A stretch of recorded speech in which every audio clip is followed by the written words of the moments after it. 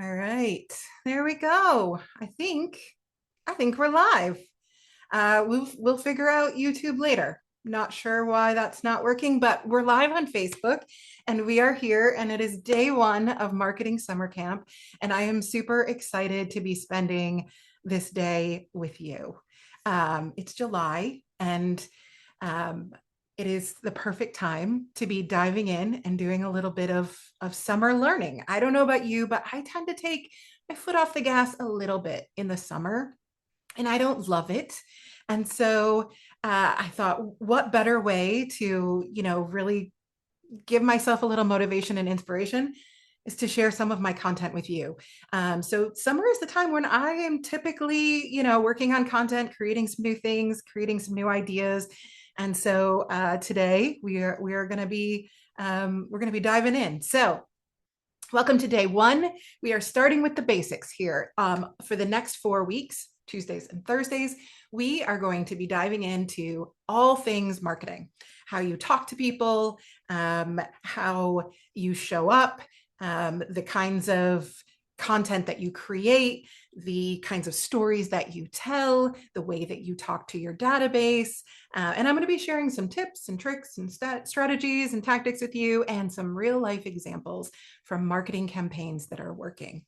So let's go ahead and dive in to day one, to the beginning of summer camp. And I want to start with this. The goal of marketing, especially the goal of Marketing Summer Camp, is to inspire you to learn something new, get you to put it into action, and have some fun, right? That is the most important thing for me, is that you try something. You don't have to try everything that we talk about, but try something, put it into action, and have some fun. So I was a summer camp counselor for a gazillion years when I was a teenager. I loved it. It was one of my favorite parts of the year was to go. This is my cabin, right? This is what it looked like. And I absolutely enjoyed the heck out of it. However, that is not why I love summer camp so much. It is not because I spent so much time there.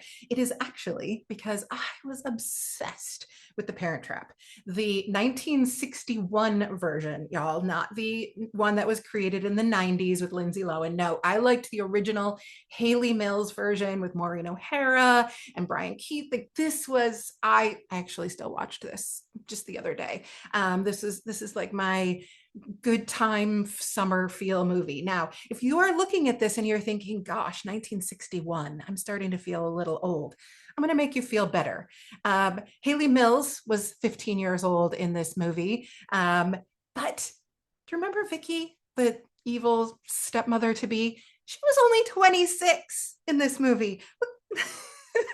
Look how old she looks. Don't you feel better about yourself now? And then Maureen O'Hara, she was only 39 in this movie.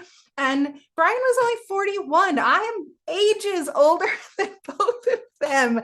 So I thought I would start out with that fun story just to give us a laugh and also remind us that, not everything has to be perfect. Movies are not realistic. Other people's highlight reel is not realistic. And so if you are looking at other people's marketing and comparing yourself to even some of the examples I'm going to show you today, I just want you to take a deep breath and realize that it is all about you, not about everybody else. I want you to focus on your own marketing. So we're going to start session one with the absolute building block basic of marketing. If you are going to be great at marketing, you have got to be able to tell a story, right? The foundation of any good marketing is a story. And today I'm just going to share with you the absolute best thing I ever learned about storytelling. And I want you to put it into practice. So I want to remind you, because this is all about marketing, summer camp, we are talking about marketing this year. Marketing is not about selling your stuff. This is a really common misconception, right? A lot of times we think marketing is all about selling our stuff, selling ourselves. Buy this. I have this for sale. Look at me, hire me. Marketing is not about selling your stuff. Marketing is all about giving your audience permission to take action. That's really all marketing is. It is giving you permission to do something, to buy something, to try something, to take a step forward. And so when you think about that, I know a lot of you are like, oh, marketing is hard for me because I don't like being salesy. Great. Marketing isn't supposed to be salesy. Marketing is supposed to give people the permission they need to take action. That's really all it is, right? Giving people permission to take action. And so you are going to convince absolutely zero people to take action if they don't care. It is very difficult to get anybody to do anything, to buy in, to try something, to do something, unless they care, right? And so, how do we get them to care?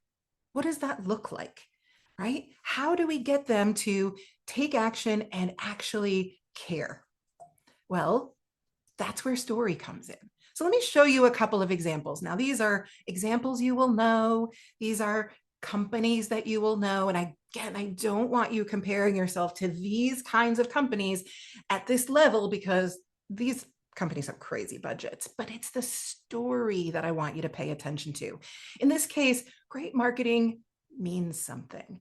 Dawn isn't just for washing your dishes. You'll notice that everywhere that Dawn is featured, there's a duckling, because not only does Dawn donate money to environmental and animal rescue efforts, but it's gentle enough to use on a duckling. And so that story that they've really leaned into means something. There's greater meaning there than just dish soap, right? And so I want you to remember that there is a story that means something. Do you remember the ice bucket challenge? Can you imagine? This was 2014. So that was 12 years ago already that we were dumping buckets of ice water on our heads just about this time of year, 14 years ago. That's insane. Or 12 years ago, whatever that was, 12 years ago. Now, here's the thing about that. That was kind of a viral thing and it ended up going global. But what I loved about the story of this is it changed something dramatically. It absolutely fundamentally changed the way that fundraising works for nonprofits the world around. Instead of just saying, hey, please donate, it got people involved. It was funny. People cared. People paid attention. And it raised more money than almost any nonprofit had ever raised in any campaign before that point. And so a great piece of marketing creates change. A story makes people change. Now, great marketing also makes you feel something. And this is really important as well. This is why story matters so much. People are never going to do anything or take action or hire you or pay attention to you if you can't make them feel something, if they don't care. Right. And so this is one of my favorite campaigns of all time. This is the Share a Coke campaign. This has been going on now for, gosh, it's been 15 years, I think, since they first launched this. And we're going to talk more about this on Thursday in our session on Thursday. But it made people feel something, belonging, included, fun. It gave people that sense of something, could you find your name? Is your name out there on a Coke bottle? And so great marketing actually makes you feel an emotion. Great marketing also fixes something. Did you know that when Spotify first came out with Wrapped, it wasn't so that, you could share it with your friends. That was the fun byproduct. What Spotify really needed was a way for people to tell other people that they are Spotify users. It wasn't super, generous of them. They needed to fix a critical problem with their tool, is that they needed people to share with other people, and not just, hey, here's a song, but here are my top artists of the year, and this is how much I've listened, and this is what my taste is. And because they created a way to do that, it fixed a fundamental problem. It not only gave them a greater viewership, it allowed more people to sign up, it created lots of social media buzz. It fixed a fundamental problem that they had, was that people like to share and like to engage and like to converse online, and they needed to give them something to share. right? And so while we think this is fun and this is something we look forward to, it also fixed a pretty big problem with their product. And great marketing also stands for something. This is really important because I think in this day and age, a lot of us are kind of afraid to stand for something because, whatever, we don't want to get canceled. But here's the thing, really great marketing, marketing that works, marketing that remains relevant for years and years, brands that stay relevant, stand for something. They stand up and say, this is who we are and this is who we are not. And so while that feels risky for us small business people, this is exactly what marketing does if it works well. It stands for something. And so these are questions that we have to ask ourselves when we are creating our own marketing. Now, how do we do that? How do we stand for something, Val? And how do we, how do we show people who we are and fix something and make them feel something? Look, we grew up in an era where we were told that marketing is about being top of mind. I've heard it 1,000 times in my career. Marketing is about being top of mind. I want people to remember me. But that's not the only goal of marketing. In fact, if that is the only goal of marketing, you're probably not going to succeed. The ultimate goal of marketing is to get people to feel something so that they will think about something and ultimately understand it better. And then they will do something and also remember you. Remember, marketing is about giving our audience permission to move forward, to try something, to take the next step. And so in order to do that, we have to start with getting them to feel something. Oh gosh, yes, me too, right? Then they have to think about that feeling and realize that they understand who you are and what your product is and what your service is, and then actually take action and remember you. So a lot of you are approaching marketing like, I just want them to remember me.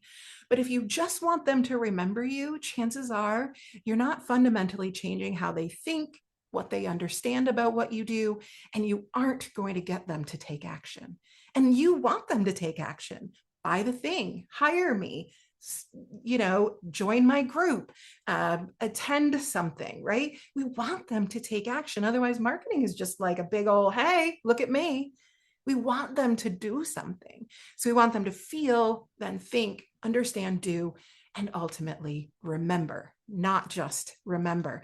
And so that's what stories do. Stories give us that something to relate to. They start with that very first building block of feel, then think, then understand, do, and remember. Stories give us something to go, oh my gosh, me too, or I've been there, I feel that, or I can relate to that. I thought I was the only one who felt that way. Really great stories stick with us. I just finished reading the book Project Hail Mary. If you haven't read it, maybe you've watched the movie. I have not watched the movie yet, but if you have read it, it is, I would say, one of the top 5 best books I've ever read in my life. And I've gone back and I've read the last 3 chapters like 10 times because the ending was just so good and it made me feel so just in awe of the author.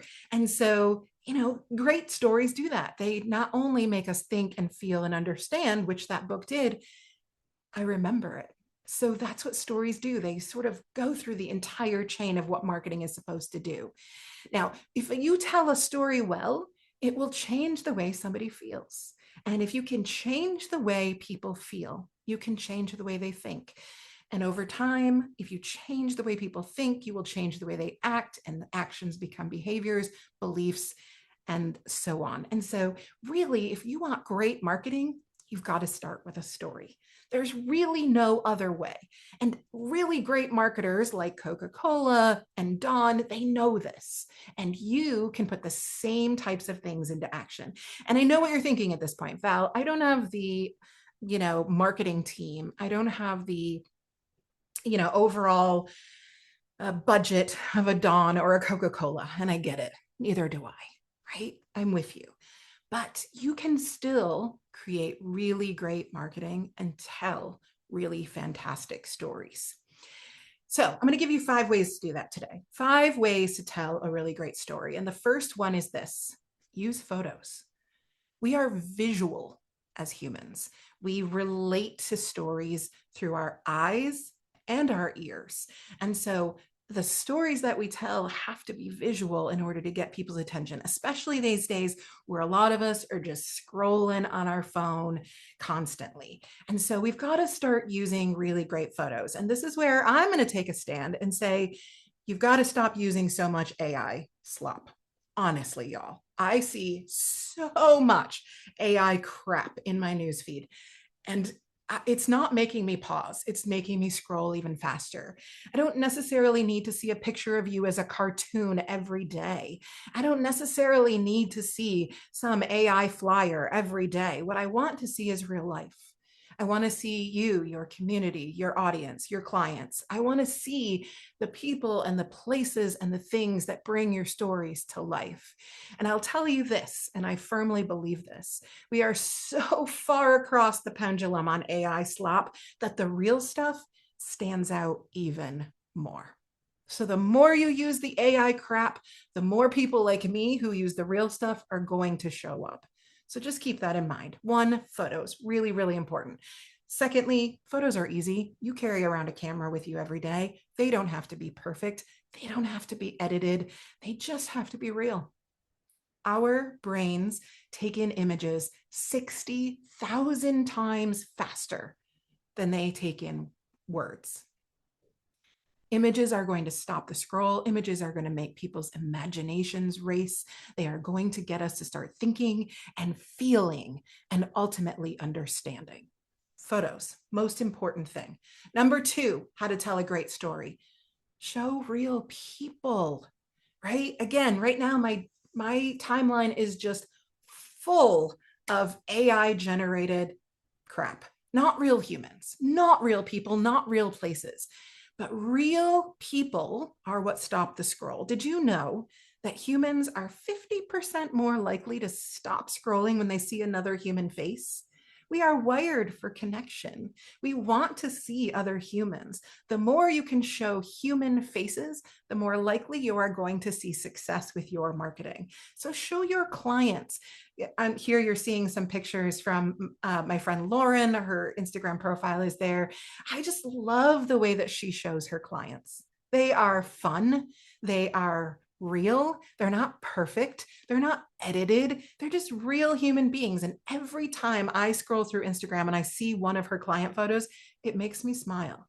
It makes me think, gosh, like, what is Lauren like on the other side of that camera that they all look so happy? It gets me to feel something about her. And it makes me, it makes me not only want to refer to her, but it makes me think about her long after. So it brings me through that feel and think and all the way to remember, right? So real photos, real people. All right, number three.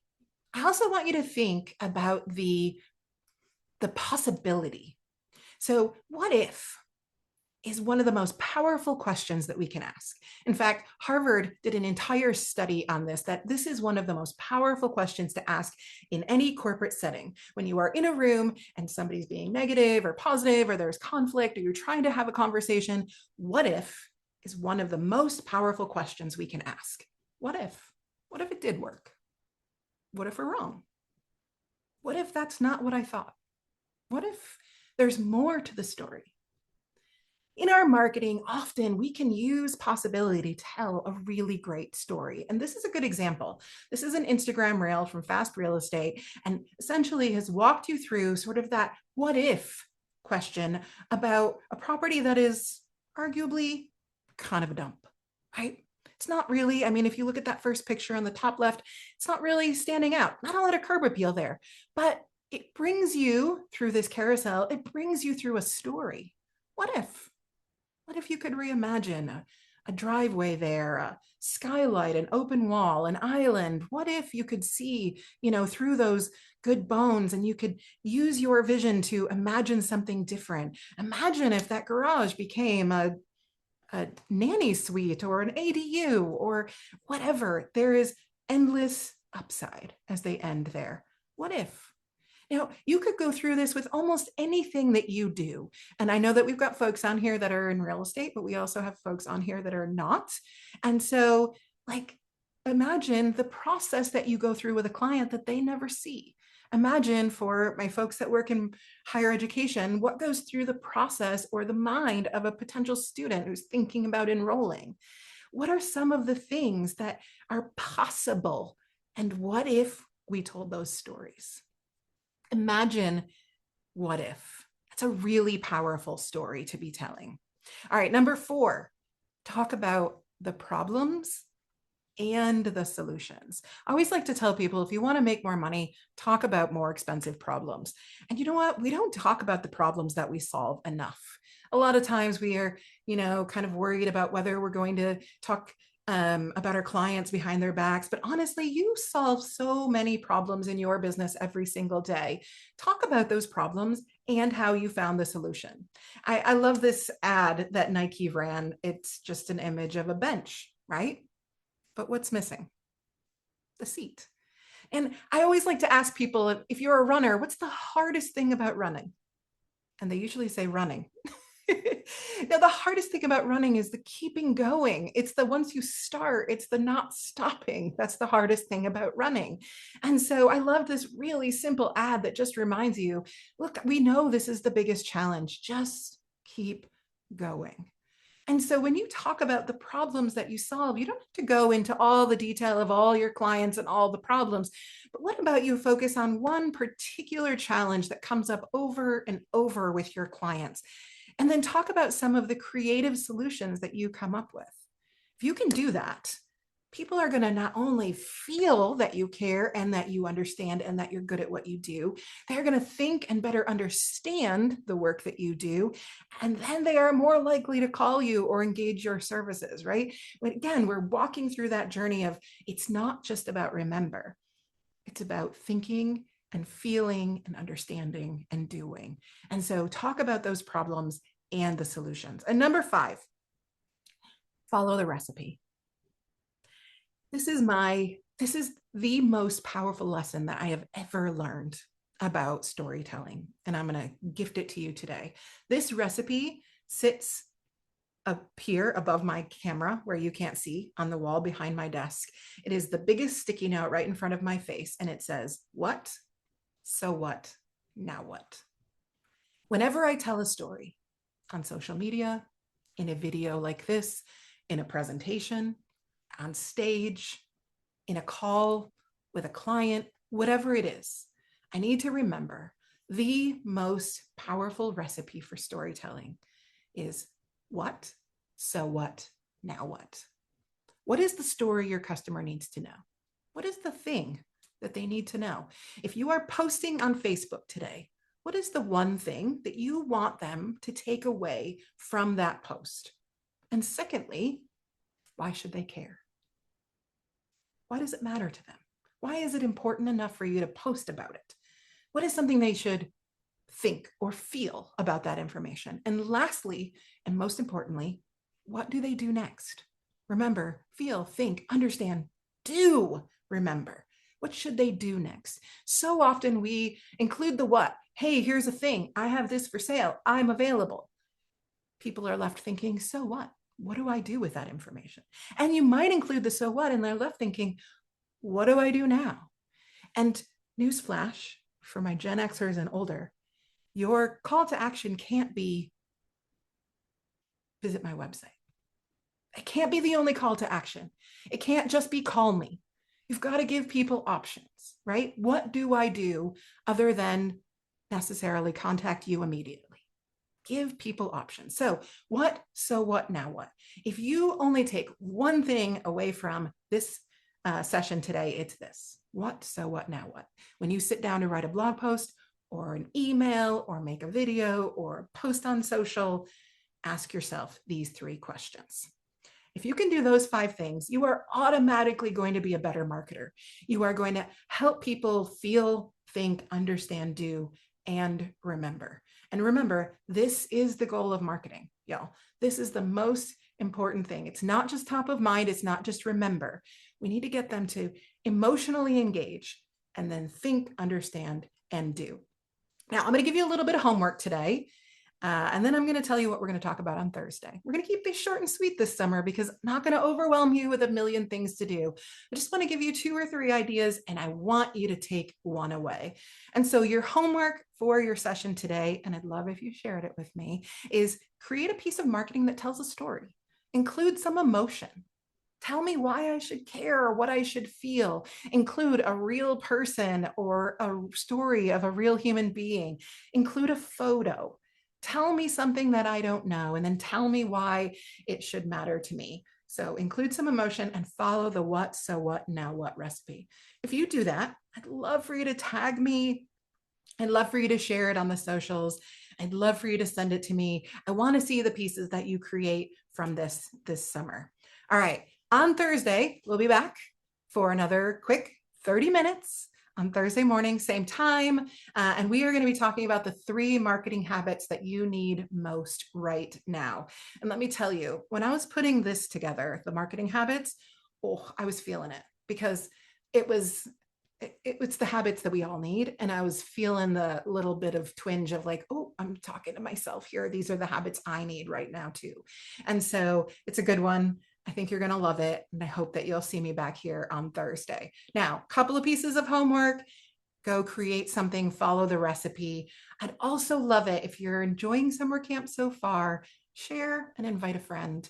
I'm going to upload this to YouTube so you can find me there, Valerie Garcia Speaks. You can also, as you're following me on Facebook, share it there. And I usually charge a couple $100 for summer camp every summer, but this year it is free for everyone. So there's a little QR code there on the corner. If you'd like to send me a little tip, there is absolutely no obligation. I'll be sharing that after the end of each session. I'd love for you, even if you aren't, sending a tip, I'd love a little thank you message if you're enjoying it. I always appreciate that. All right, my friends, that is it for summer camp session 1. I am going to see you back here in 2 days, and we are going to be talking about the habits that you need right now in session 2. Drop me a note. Let me know what you think. Share with me the content that you're creating as your homework, and I cannot wait to see you back here on Thursday. Bye, friends.